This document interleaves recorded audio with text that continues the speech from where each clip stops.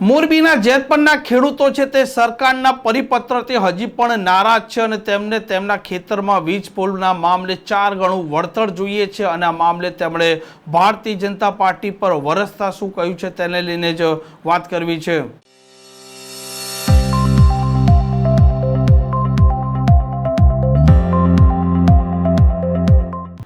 નમસ્કાર, આપ જોઈ રહ્યા છો હોટલાઇન ન્યૂઝ અને હું છું આપની સાથે તોફિક ગાંચી। મોરબી છે, મોરબીના મંત્રી છે કાંતિ અમૃતિયા અને તેમના મત વિસ્તાર તેમના જિલ્લામાં અત્યારે જેતપરમાં ખેડૂતો છે તે સતત આંદોલન કરી રહ્યા છે અને મામલો છે તેમના ખેતરમાં ખાનગી વીજ કંપનીઓ વીજ પોલ નાખી રહી છે, તેમાં તેમને 2 ગણા વળતર આપવાની સરકારે જાહેરાત કરી છે, પરિપત્ર કર્યો છે, પરંતુ તેમનું કહેવું છે કે કેન્દ્ર સરકારનો આ કાયદો છે, પરિપત્ર છે અને રાજસ્થાનમાં આ ખેડૂતોને 4 ગણું વળતર મળી રહ્યું છે તો ગુજરાતમાં કેમ નહીં। અને આ મામલે મંત્રી કાંતિ અમૃતિયાના ભાઈ પોતે પણ સરકાર છે તેમના પર વરસી રહ્યા છે અને સવાલો અધિકારીઓના સામે ઊભા કરી રહ્યા છે અને આ ખેડૂતો ભારતીય જનતા પાર્ટી પર વરસતા શું બોલ્યા છે તેમને સાંભળીએ। આ નર પિશાચ ઉદ્યોગપતિ અને સત્તા લાલસુ નેતાઓએ આપણો ભોગ લીધો છે। આપણે ભોગ દેવા તૈયાર છીએ, પણ સમષ્ટિના હિતને ખાતર કોઈ એક બે આલી મવાલી માટે નહીં, બરોબર? આ જુસ્સો આ રણકંકાર જે છે ત્યાં જ આખા ગુજરાતની અંદર પહોંચ્યો છે અને આવનારા સમયની અંદર આ જેતપર અહીંના તપસ્વીઓની મહેનત અને અહીંની જે રૂપરેખા જે ઘડાશે તે આખા ગુજરાતની અંદર જશે। એટલે જેટલા આપણે પહેલેથી કહીએ છીએ કે આ આંદોલન ઝડપથી પૂરું થવાનું નથી, કારણ કે કેના જેવી જાડી ચામડીના લોકોને આપણે અહીંયા બેહાડ્યા છે। નાની નાની હોયની અનિતિ અને અસર નથી થતી અને ભાલા ઘોકાવા પડે એમ છે, ભાલા, બરોબર? મારું ગામ કાલાવડ તાલુકો, જામનગર જિલ્લો, વિભાણિયા ગામ, સરપંચ રજનીકાંતભાઈ કથિરિયા।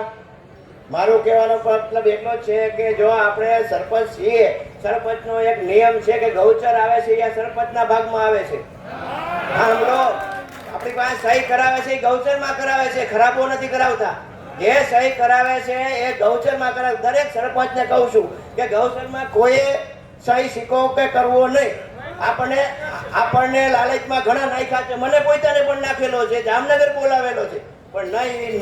જય જવાન જય કિસાન। આવડી મોટી સગવડ જે મેરેજમાં પણ જમવાનું ન હોય એવું અત્યારે અમને જમાડ્યું। અને બીજું સરકારને એ કહેવા માંગુ છું કે 182 આપણે બાગળ બિલાજી મૂક્યા છે ને ગાંધીનગર, એક બાગળ બિલો નથી આવ્યો। આપણા મતે ત્યાં બેઠા છે ઈવડાઈ અને આપણા સાહેબ થી કેન્દ્રમાં બેઠા એમ કહેતા હતા કે બેનું જરૂર પડે તો પોસ્ટર લખજો, બનેવી અહીંયા ભૂખા બેઠા છે તો એથી પારણા કરાવવા નથી આવ્યો। અને ઓલા બેન જેથી 400 બાટલા ના હતા તેથી ખંભે મારીને બાટલો રખડતા હતા, એ બેન ને કઈ અત્યારે જગતના તાતને જરૂર પડી છે, આવો અહીંયા કઈ।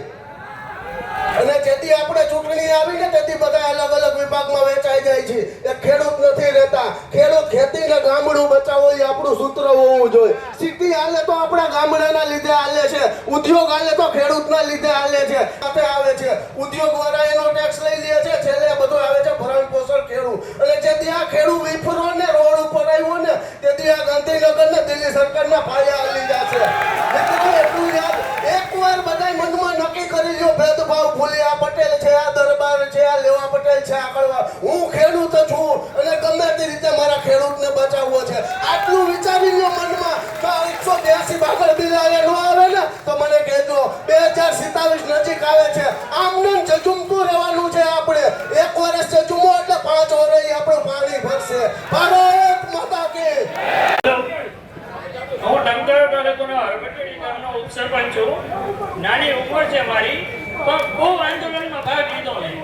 2015માં કપાસની રેલીમાં અમદાવાદ ગયા હતા, પણ અહીંયા બધા સેટિંગ વાળા જ છે, કિસાન સંઘમાંથી ગયા હતા, બધા સેટિંગ કરે। અમે પત્રકાર કે તમે શું કરવા આવ્યા, પત્રકાર કે તમે શું કરવા આવ્યા, કે હમણાં પાછળ ઘણી સેટિંગ કરશે, એટલે કિસાન સંઘ વાળા છે, સેટિંગ વાળા છે। અને હમણાં કલેક્ટરે બધા સરપંચ ઉપસરપંચને તાલુકાએ રવિવારે રાતે 9 વાગે બોલાવ્યા અમને, તો તમે શું કરશો કે બધા ખેડૂતોને સમજાવો।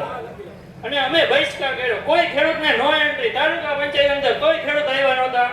અને અમે સરપંચ ઉપસરપંચ ગયા હતા, અમે ખૂબ સાથ આપ્યો ટંકારા તાલુકાના ખેડૂતોએ, એ બદલ આભાર। અને હું કહું છું કે મેં 2022 જેટકો કંપનીની લાઈન મેં અટકાવી હતી, નો ડ્યુ નહોતો આપ્યો, તોય છતાં મેં કલેક્ટરની સામે પ્રશ્ન કર્યો. મેં સાહેબ તમારો નો ડ્યુ હતો અને તમે મને હુકમ કરી દીધો કે ખેડૂતોને પૈસા વગર નો એન્ટ્રી કરવી, તોય પણ ઉપર તમારી ઉપરથી છે ઉપર જઈને કંપનીવાળા નાખી ગયા, તો એનું શું કરવાનું? મને કે બીજા દિવસે તમને 11 વાગે એને કલેક્ટર ઓફિસે આવી જાજો પ્રાંત અધિકારીને મળવા.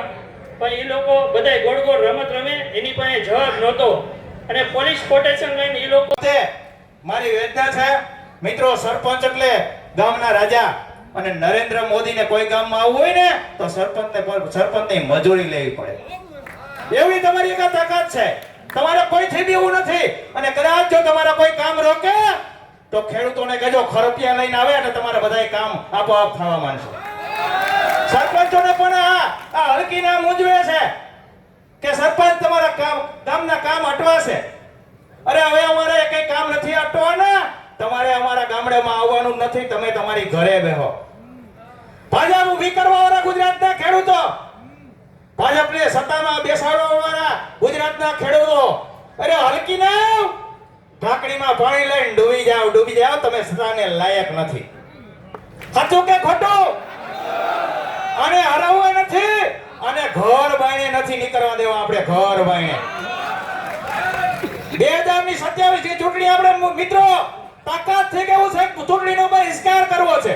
કારણ કે આને વડાપ્રધાન બની અને ખેડૂતોના ભાગલા પાડવાનું આયોજન કર્યું છે. યાદ રાખજો મિત્રો, કોઈને એમ હોય કે આપણે ખેડૂતોની પાર્ટી ઊભી કરી, મિત્રો અત્યારે આપણા 4 ભાગલા પડેલા છે. હવે વધી આવો, કાંઈ આપણે ડાપણ કરવા જાય તો 5 ભાગ પડશે. કેટલા? 5.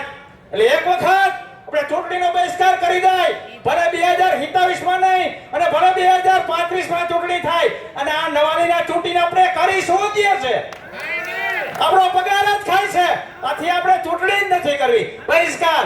જ્યાં સુધી રૂપિયો 60 રૂપિયા એ ન આવે, જ્યાં સુધી ડોલર સામે આપણી રૂપિયાની વેલ્યુ 60 રૂપિયા સુધી ન આવે, જ્યાં સુધી પેટ્રોલની કિંમત 60 રૂપિયા ન થાય, જ્યાં સુધી ગેસનો બાટલો 400 રૂપિયા ન થાય, ત્યાં સુધી આપણે કડક રહેવાનું. આપોઆપ આ હલકીના ગુજરાત મૂકીને ભાજપ મૂકીને ભાગી જવાના છે. આ લૂંટવા આવ્યા છે, આ સેવા નથી કરવા આવ્યા. કારણ કે બેનોએ દાંતેડું લેવાનું છે, જરૂર પડે તો આપણે ઉપયોગ કરવાનો છે, જરૂર પડે તો. હવે અહીંયા ભાઈએ વાત કરી કે થાંભલા અમારી એકતા નહોતી, અમે થોડાક નબળા પડ્યા એટલે એને ઊભા કરી દીધા છે. એ થાંભલા એને પાછા ભરવા જોશે, પાછા ભરવા જોશે. કારણ કે 2027 ની ચૂંટણીનો આપણે બહિષ્કાર કરવો છે.